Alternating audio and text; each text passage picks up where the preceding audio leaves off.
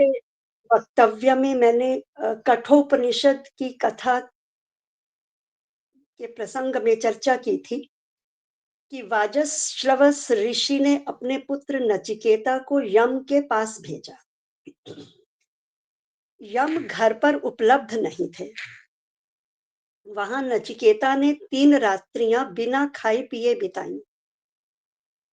हमने चर्चा में इस बात को भी स्थान दिया था कि यम और रात्रि से क्या तात्पर्य हो सकता है। तो हम सबकी सम्मति बनी थी कि यम जीवन की समाप्ति का नाम जो मृत्यु है वो यम नहीं है, यम एक आचार्य है। तो यम आचार्य के यहाँ नचिकेता गए और 3 रात्रि उन्होंने भूखे और प्यासे रहकर बिताई। ये किसी के लिए भी शोचनीय और दुखपूर्ण बात हो सकती है कि कोई अतिथि किसी के द्वार पर बिना खाए पिए पड़ा रहे। ऐसी स्थिति में यमाचार्य के लिए आवश्यक हो गया कि वो सर्वप्रथम आए हुए अतिथि का आदर सत्कार करें और उसे प्रसन्न करें। इसलिए यम के घर 3 रात्रि तक बिना खाए पिए रहने के कारण एक एक रात्रि के प्रति यम ने नचिकेता को 3 वर मांगने को कहा। यम कहते हैं तस्मात् प्रति 3 वरान वृणीष्व। अब नचिकेता प्रथम वर की याचना करते हुए कहता है, शांत शांत संकल्पः सुमनः यथा स्यात् वीतमन्युर्गौतमो माभिमृत्यो त्वत्प्रसृष्टं माभिवदेत् प्रतीत एतत्त्रयाणां प्रथमं वरं वृणे। हे यमाचार्य, मेरे पिता पहले की तरह ही शांत चित्त, प्रसन्न मन वाले और क्रोध रहित हो जाएं। आपके द्वारा जब यहाँ से भेजा जाऊं तो मुझे पहचान कर मुझसे बोलें, बात करें। यह मैं प्रथम वर मांगता हूं। अपने कर्तव्य को ध्यान में रखते हुए नचिकेता का यह विचार था कि मेरे पिता के क्रोध का कारण मैं ही था। न मैं बार बार पूछता कस्मै माम दास्यसि कस्मै माम दास्यसि इति, ना उनको क्रोध आता। कहीं ऐसा ना हो कि क्रोध का परिणाम भविष्य में उनकी लक्ष्य पूर्ति में बाधक हो जाए। जिस उद्देश्य से उन्होंने विश्वजित यज्ञ किया उसका परिणाम उन्हें अवश्य प्राप्त हो, इसलिए उनका क्रोध रहित होना आवश्यक है। इसलिए अपने पिता के क्रोध शून्य एवं प्रसन्न मन वाला होने की याचना नचिकेता ने प्रथम वर में कर ली। उसका यह प्रथम वर पितृपरितोष संबंधी था कि पिता प्रसन्न रहे। आचार्य ने यह वर ज्यों का त्यों प्रदान कर दिया। अब कठोपनिषद में एक शब्द आता है वहां, मृत्युरुवाच। मृत्यु बोली, मृत्यु बोला। अब इसी एक शब्द समूह से स्पष्ट हो जाता है कि मृत्यु का यहाँ अर्थ आचार्य से है, जीवन की समाप्ति नामक मृत्यु से नहीं है, जो प्रायः इसका अर्थ समझा जाता है। तो नचिकेता कहते हैं, नचिकेता को यमाचार्य कहते हैं कि मेरे द्वारा भेजे जाने पर पिता पहले की तरह ही स्नेह युक्त होंगे। यह वरदान दे दिया उसको। क्रोध रहित होकर सुख पूर्वक शयन करेंगे।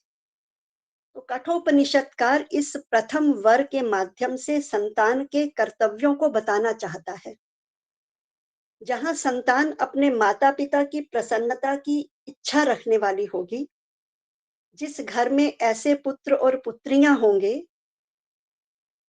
वो आदर्श गृहस्थ ही कहा जाएगा। पुत्र पुत्रियों की शिक्षा ऐसी ही होनी चाहिए। इस प्रकार की शिक्षा से गृहस्थ आश्रम सदैव सुखी रहता है। सुख तो सब चाहते हैं, लेकिन केवल चाहने से नहीं होता, शिक्षा भी वैसी ही होनी चाहिए। नचिकेता का यह प्रथम वर यह संदेश देता है कि अगर हम सुख चाहते हैं तो हमारी शिक्षा भी उसी के अनुकूल हो, जिसके लिए गुरुकुल क्रांति का प्रकल्प निश्चित किया गया कि गुरुकुलीय शिक्षा प्रणाली होगी तो संतान संस्कारवान होगी, संस्कारवान होगी तो माता पिता के सुखों की कामना करने वाली हो। दूसरे वर को मांगते हुए नचिकेता कहता है कि स्वर्ग लोक में कुछ भी भय नहीं है, शोक दुख से मुक्त होकर मनुष्य प्रसन्न रहता है। हे मृत्यु, आप तो स्वर्ग अग्नि को जानने वाले हो, आप स्वर्ग को प्राप्त करने वाली अग्नि को जानते हो। स्वर्ग की साधनभूत उस अग्नि का कथन कीजिए जिसका अनुष्ठान करने से मनुष्य सांसारिक दुखों और कष्टों से दूर शांति, प्रसन्नता और आनंद की अनुभूति किया करता है। यमाचार्य कहते हैं, मैं उस अग्नि को जानता हूं और तेरे लिए उपदेश करता हूं। संपूर्ण लोकों की स्थिति का कारणभूत अग्नि को संपूर्ण प्राणियों की गुहा में स्थित जानो। यमाचार्य कहते हैं, विद्धि त्वमेतम निहितम गुहायाम। यमाचार्य ने उस अग्नि का वर्णन किया जिस आकार वाली, जिस संख्या में ईंटों का चयन करना चाहिए, जिस प्रकार से करना चाहिए, यह सभी वर्णन यम ने किया। नचिकेता ने भी उस उपदेश को ज्यों का त्यों सुना दिया। यमाचार्य प्रसन्न हो गए और कहा कि इस द्वितीय वर के प्रसंग में मैं एक वर अपनी ओर से देता हूं कि यह अग्नि तुम्हारे ही नाम से प्रसिद्ध होगी। तवैव नामना भावितायम अग्नि, ये अग्नि तुम्हारे ही नाम से जानी जाएगी। यमाचार्य ने बहुत स्पष्ट रूप से नहीं बताया इस द्वितीय वर्ग के प्रसंग में कि कितनी ईंटें हो, जितनी हो उतना बताया, केवल इतना उल्लेख कठोपनिषद में आता है। लेकिन इस अग्नि के बारे में यमाचार्य जब यह कहते हैं, विद्धि त्वमेतम निहितम गुहायाम, तो गुहा से अभिप्राय है बुद्धि रूपी गुहा, गुफा। तो अभिप्राय यह हुआ कि स्वर्ग लोक की साधनभूत इस अग्नि को, इस ज्ञान अग्नि को भली भांति प्रज्वलित रखना ही परलोक की प्राप्ति के निमित्त महान साधन है। इसी बात को आगे थोड़ा बढ़ाते हुए कहते हैं, जिसने इस ज्ञान अग्नि की आराधना की है, ऐसा पुरुष तीन के साथ संबंध प्राप्त करके त्रिभिरेत्य संधिम। अब ये तीन क्या है? माता पिता आचार्य के से उपदेश प्राप्त करके, या वेद स्मृति शिष्ट ज्ञानों के, शिष्ट लोगों के उपदेशों के आधार पर, या प्रत्यक्ष अनुमान और आगम प्रमाण के आधार पर, शब्द प्रमाण के आधार पर चित्त को शुद्ध करके। जिस समय ऋषि ने इस उपनिषद की रचना की होगी, संभव है कि उस समय तीन क्या है ये बहुत प्रसिद्ध रहा होगा, जिसे यमाचार्य ने इसे स्पष्ट करने की आवश्यकता नहीं समझी। लेकिन आज विद्वत जनों के उपदेश से हम जान पाते हैं कि यमाचार्य का क्या उद्देश्य रहा होगा, कि वो तीन कौन है? त्रिभिरेत्य संधिम, इन तीनों से संधि करके, तो वो तीन माता पिता और आचार्य भी हो सकते हैं, वो वेद शास्त्र स्मृति और शिष्टजन भी हो सकते हैं, वो प्रत्यक्ष अनुमान और शब्द प्रमाण भी हो सकते हैं। तो इनके आधार पर या इनके उपदेशों को ग्रहण करके चित्त को शुद्ध करके फिर क्या करे? त्रिकर्म कृत, जो तीन कर्म करने वाला है। कौन से तीन कर्म? ज्ञान, कर्म और उपासना। या भगवत गीता में श्री कृष्ण एक स्थल पर कहते हैं, यज्ञ, अध्ययन और दान। तो इस सब तीन कामों को करता हुआ जन्म और मृत्यु को पार कर लेता है। त्रिकर्मकृत तरति जन्म मृत्यु, ये शब्द आते हैं कठोपनिषद में। और उस परमात्मा को जानकर विचार करके महान शक्ति को प्राप्त करता है। ऐसे पुरुष के बारे में आगे कहते हैं कि इस प्रकार जो ज्ञानाग्नि का अनुष्ठान करता है, वह मृत्यु के जाल को नष्ट कर देता है। मृत्यु पाषाण पुरतः प्रणोद्य, कि मृत्यु के जाल समूह को, कौन सा है मृत्यु का जाल? अधर्म, अज्ञान, राग, द्वेष, ये सब मृत्यु के जाल हैं। इस समूह को नष्ट करके पूर्णतः पहले ही शरीर त्याग करने से पहले ही शोक रहित होकर आनंद प्राप्त करता है। समृत्यु पाशान पुरतः प्रणोद्य शोकातिगो मोदते स्वर्गलोके। इसी अवस्था को ऋषियों ने जीवन मुक्त अवस्था भी कहा है। अर्थात ऐसे पुरुष को संसार की किसी वस्तु तथा संबंधी के प्रति राग द्वेष आदि नहीं रहता और वह जीते जी ही प्रसन्नता की, सुख की, आनंद की अनुभूति करता है। उसके बाद यमाचार्य कहते हैं, एष ते अग्निर्नचिकेतः स्वर्ग्यो यमवृणीथा द्वितीयेन वरेण। ये अग्नि है जो तुम्हारे नाम से प्रसिद्ध होगी, स्वर्ग की साधन भूत है और जिसको तुमने द्वितीय वर से वर्ण किया। एतम अग्निम तवैव प्रवक्ष्यन्ति जनासा तृतीयं वरम नचिकेतो वृणीष्व। इस अग्नि को लोग तुम्हारे नाम से जानेंगे, अब तुम तृतीय वर मांगो। नचिकेता कहता है, येयम प्रेते विचिकित्सा मनुष्ये अस्तीत्येके नायम अस्तीति चैके एतद् विद्यामनुशिष्टस्त्वमाहं त्वयाहं वराणाम एष वरस्तृतीयः। एतद् विद्यामनुशिष्टस्त्वयाहं वराणाम एष वरस्तृतीयः। छोटा सा बालक है नचिकेता, किस प्रकार के प्रश्न करता है उससे स्पष्ट अनुमान होता है कि किस प्रकार का वातावरण उस समय रहा होगा। तो यदि हम वैसा ही वातावरण चाहते हैं तो हमें मुड़ना होगा गुरुकुलीय शिक्षा प्रणाली की ओर, ताकि हमारे पुत्र और पुत्रियों का स्तर भी उतना अधिक बढ़ सके, इतना उत्कृष्ट हो सके। नचिकेता कहता है कि ये जो विचिकित्सा रहती है मनुष्यों में प्रेते मरने के बाद, कि अस्ति इत्येके नायम अस्ति इति चाहिए, कुछ कहते हैं कि ये है और कुछ कहते हैं कि ये नहीं है। एतत् विद्याम अनुशिष्टस्त्वयाहम। हे यमाचार्य, तुमसे मैं इस प्रकार का उपदेश प्राप्त करता हुआ इसको जानना चाहता हूँ। वराणाम एष वरस तृतीयः। ये मेरे 3 वरों में से तीसरा वर है। अब नचिकेता तो इसको बताना नहीं यमाचार्य तो बताना नहीं चाहते इसको। तो वो कहते हैं, देवैरत्रापि विचिकित्सितं पुरा नहि सुज्जेयं मणुरेष धर्मः अन्यं वरं नचिकेतो वृणीष्व मां मोपरोत्सिरति मां सृजैनम। अरे नचिकेता, यहाँ तो देवताओं को भी संदेह हो गया कि ये है या नहीं है। ये कोई छोटा मोटा धर्म नहीं है, नहीं सुज्जेयम, ये आसानी से जाना जा सकने वाला भी नहीं है। अणुरेश धर्म, तो बड़ा अणु धर्म है, सूक्ष्म है। तुम कोई और वर मांग लो। अन्यम वरम नचिकेतो वृणीष्व। नचिकेता, कोई अन्य वर मांगो, आग्रह मत करना मुझे इस वर के प्रति। सृजाइनम, इसको छोड़ दो, इस वर को मैं तुम्हें नहीं दे सकता।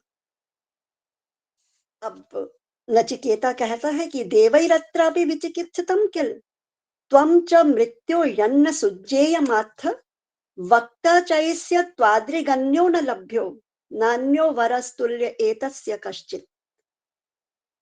कि आपने ही कहा कि देवैरत्रापि विचिकित्सितम, कि यहाँ तो देवताओं को भी संदेह हो गया पूर्व काल में, और आप तो आचार्य हैं, मृत्यु हैं, आपको तो बहुत अच्छी प्रकार से यह मालूम है। वक्ता चास्य त्वादृग अन्यो न लभ्यो। त्वादृग अन्यो, तुम जैसे, तुमसे अन्य तो कोई इसका वक्ता हो ही नहीं सकता। तुमको प्राप्त करके मैं इस वर को छोड़ दूं? नान्यो वरस्तुल्य एतस्य कश्चित्। इसके समान अन्य वर तो कोई है ही नहीं। इसके बाद बड़ा रोचक प्रसंग चलता है। यमाचार्य नचिकेता को अनेक प्रलोभन देकर के इस वर से डिगाना चाहते हैं, लेकिन नचिकेता उससे जरा भी विचलित होता है या नहीं होता है, यह हम तब जानेंगे जब हम इस वर को पूरी तरह से देख लेंगे। इस वर्ग की को और अधिक मैं विस्तार दूँगी अगले ही वक्तव्य में और जानेंगे कि यमाचार्य नचिकेता को किस प्रकार से यह समझाते हैं, जो हम सबके लिए लाभकारी भी होगा। मैं इस प्रसंग को यहाँ इसलिए छोड़ना चाहती हूँ कि लंबा हो जाएगा और समय भी हमारा समाप्ति की ओर चल रहा है और अगर मैं यहीं सारा बता दूँ और समय लेकर तो आप अगली बार तो जुड़ोगे ही नहीं। हम भी चाहते हैं कि आप हमारे साथ जुड़ें और इस उपनिषद कथा का आनंद लें। मैं इन्हीं शब्दों के साथ अपनी वाणी को विराम देती हूँ। ओम शांति। आचार्य जी। जी, बहुत-बहुत धन्यवाद आदरणीय बहन डॉक्टर संध्या जी। आपने बड़े सुंदर शब्दों में और गंभीर बातों को उपनिषद की यहाँ रखा और अभी तो और विशेष जो चर्चा आनी है अगली बार में, तो हम सबको उसकी प्रतीक्षा रहेगी और ये उपनिषद चर्चा का विषय बहुत सुंदर आपने लिया है, उसके लिए आपका बहुत-बहुत धन्यवाद। तो यहाँ आज धन्यवाद। जी, धन्यवाद। आज यहाँ उपस्थित आप सब जो भाई-बहन उपस्थित हैं, उन सबके लिए मैं हृदय से आभार करता हूँ गुरुकुल क्रांति टीम की ओर से कि आप सब यहाँ जुड़े हैं और ये जो उपनिषद चर्चा का श्रवण करने के लिए आपको रुचि जगी, उसके लिए आप सभी का अभिनंदन। और विशेष रूप से मैं आपसे ये कहना चाहूँगा कि देखिए, जैसा कि बहन डॉक्टर संध्या जी ने भी थोड़ा-सा संकेत किया कि आज जो एक आध्यात्म चर्चा में इच्छा जो है, वो जो पुराने समय में जैसे पुराने समय के लोग होते हैं, उनकी विशेष रहती है और वे ही लोग विशेष उसमें ध्यान भी देते हैं। परंतु जो अभी नया युवा वर्ग है, वो उसकी ओर थोड़ा कम जा रहा है। कम उनमें जो है उनका रुझान रहता है।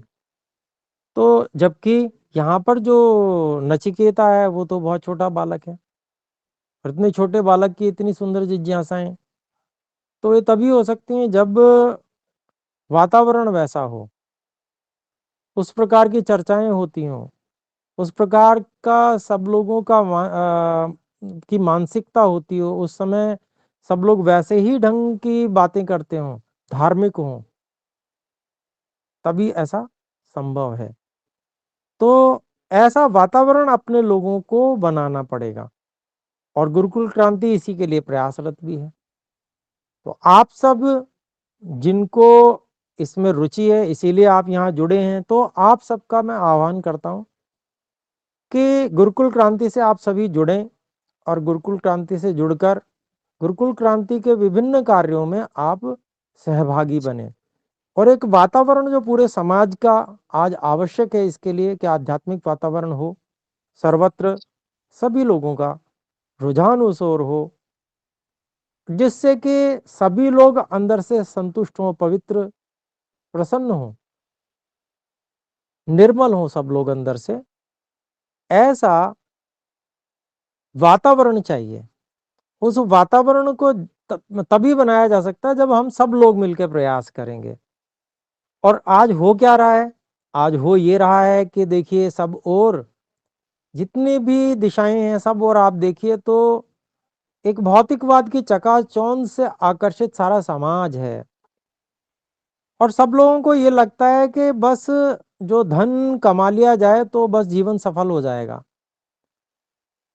परंतु ये जीवन का समय ही कितना है और फिर दूसरी बात ये भी कि आध्यात्मिकता के बिना जीवन चलेगा कितना। पुराने लोग तो हैं, चलो उन्होंने असली घी दूध खाया है, तो वो 80 के भी हैं और 88 के भी हैं, 90, 92, 93 के भी हैं। लेकिन आज क्या स्थिति है? आज तो कुछ शुद्ध भी नहीं मिल पा रहा है।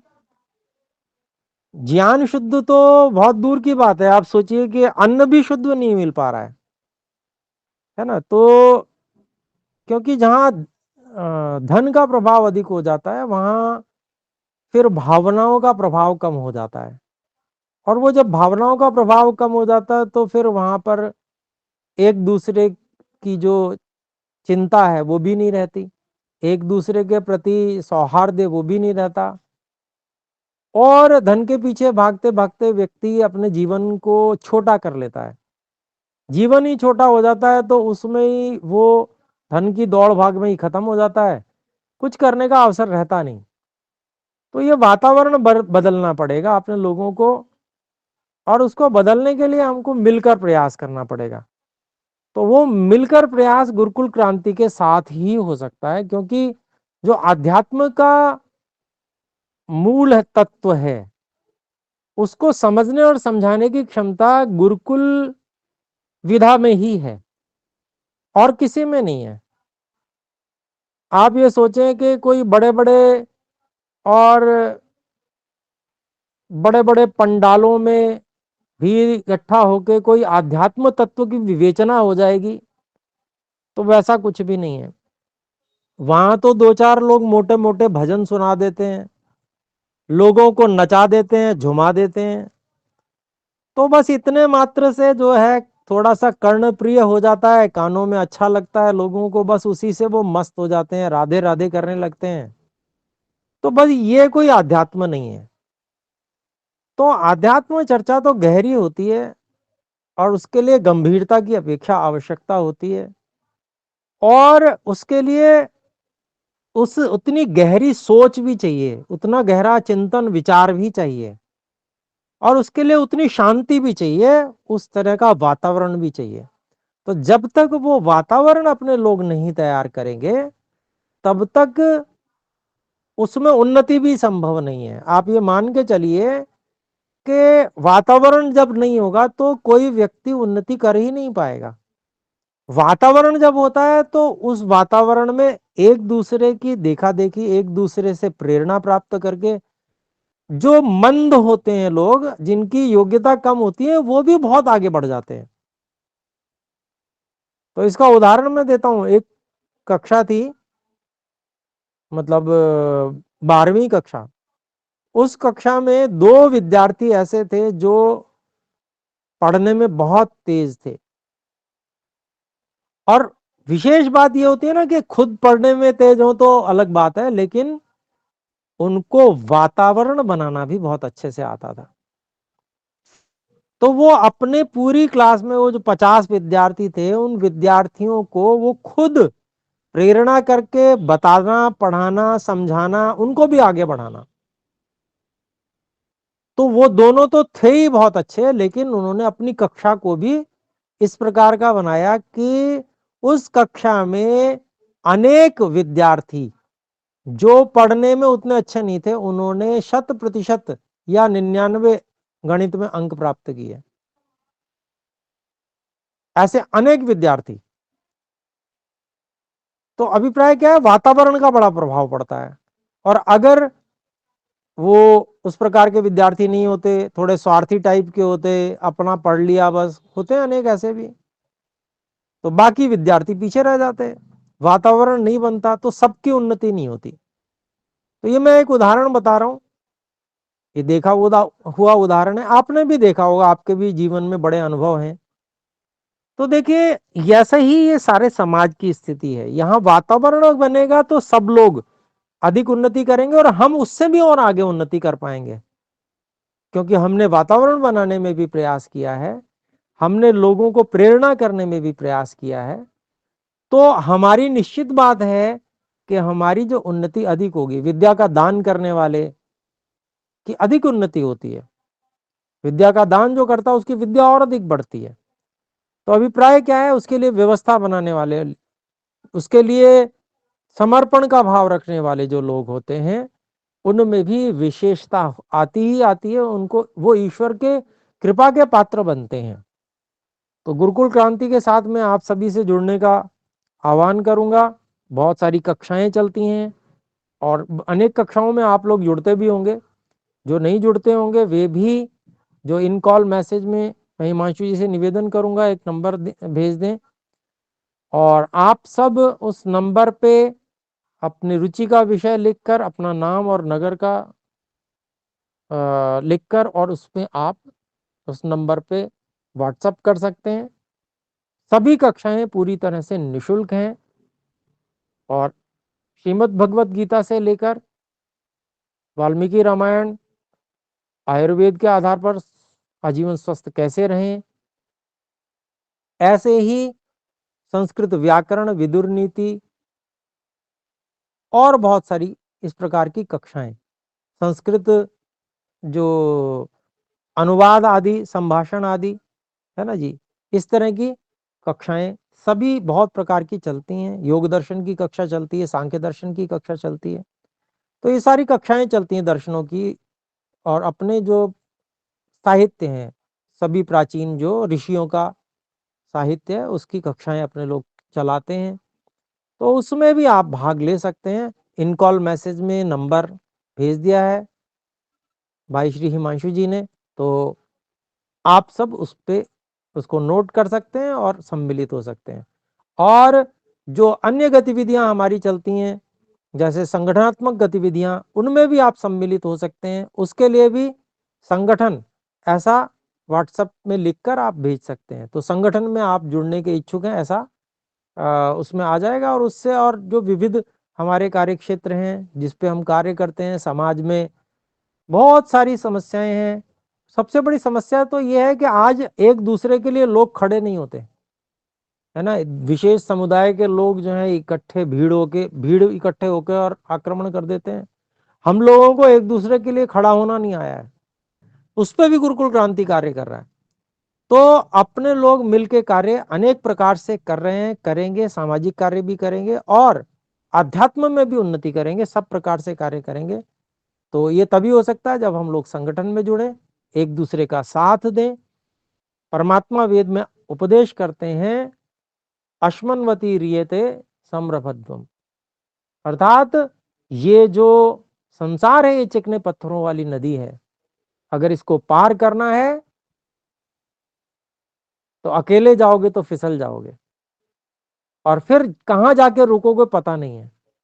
लेकिन अगर साथ मिलके चलोगे, हाथ से हाथ पकड़कर, तो नदी पार हो जाएगी। ये संसार जो चिकने पत्थरों वाली नदी है, इसको पार करने का एक ही तरीका है, संगठन में आबद्ध हो जाओ, सम्रबद्धम। तो इस प्रेरणा, इस संदेश को हम लेकर आगे कार्य करें। आइए अब विराम की ओर चलते हैं। एक बार हम सब मिलकर ओम का उच्चारण करें।